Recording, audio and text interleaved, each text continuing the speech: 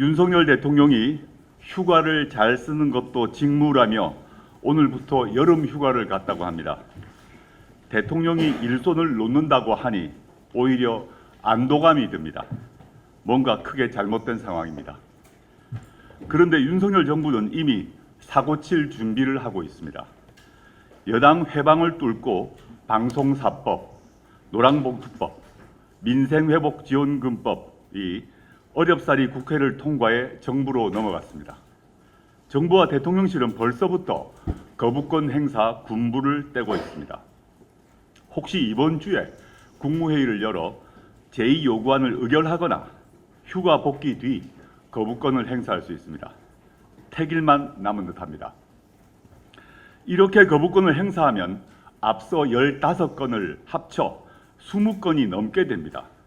총 행사 횟수에서 독재자 이승만 대통령 뒤를 이은 압도적 2위입니다. 집권 기간 중 연간 행사 횟수에서는 1위입니다. 가히 거부왕이라 칭할 만합니다.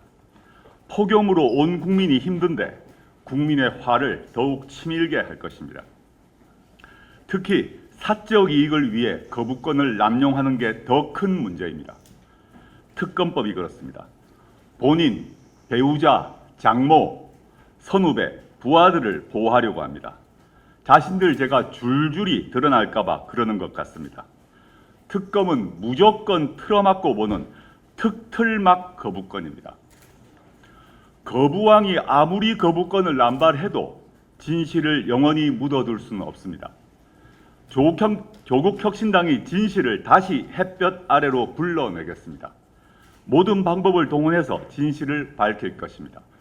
조국혁신당은 3년은 너무 길다 특별위원회, 즉 탄추위를 구성해 법적, 정치적 의혹을 면밀하게 살피고 있습니다. 이와 함께 조국혁신당은 특검과 국정조사를 동시 추진할 것입니다. 이미 조국혁신당은 5월 21일 3국조 3특검법을 국민께 약속했습니다. 라인 야후 경영권 논란, 잼버리 관리와 부산 엑스포 유치 실패, 언론 장악 등 3가지는 국정조사 대상입니다. 최혜병, 김건희, 한동훈 등 3특검도 약속한 바 있습니다. 이제 의혹이 있는 모든 사안에 전면적 국정조사 실시를 촉구합니다. 이는 국회 권능을 제대로 발휘하기 위한 합법적 수단입니다. 거부권의 벽에 막혀있는 교착 상태를 돌파할 수 있는 실효적 조치입니다. 정기국회 시작 전까지 윤 대통령이 거부한 특검법 재추진과 병행하여 국정조사를 추진할 것입니다. 우선 최혜병 순직 사건의 대통령 등 국가기관 개입과 수사방해 행위 등을 조사하는 국정조사를 준비하겠습니다. 이미 발의한 윤석열 수사외화 특검법 등 여러 특검법은 계속 추진합니다. 국회가 자체적으로 할 수 있는 국정조사를 통해 의혹에 대한 증거를 찾고 책임을 물을 것입니다.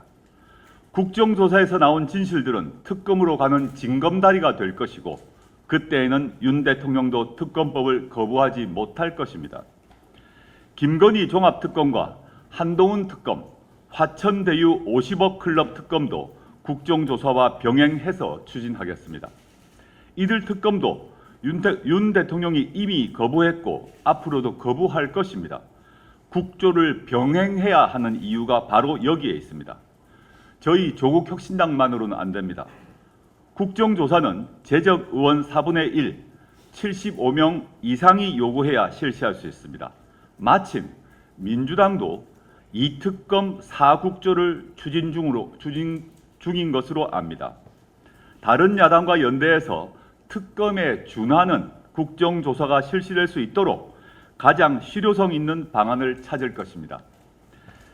임기 5년짜리 대통령이 뭐가 대단하다고 너무 겁이 없다. 윤석열 대통령이 후보 시절에 했던 말입니다. 참 맞는 말입니다. 그대로 돌려주고 싶습니다. 임기 3년도 간당간당한 대통령이 너무 겁이 없습니다. 귀하와 배우자의 범죄 혐의가 영원히 덮이지는 않습니다. 윤석열, 김건희 공동정권 이를 떠받치는 국민의힘에 다시 한번 경고합니다. 당신들의 권력은 영원하지 않습니다.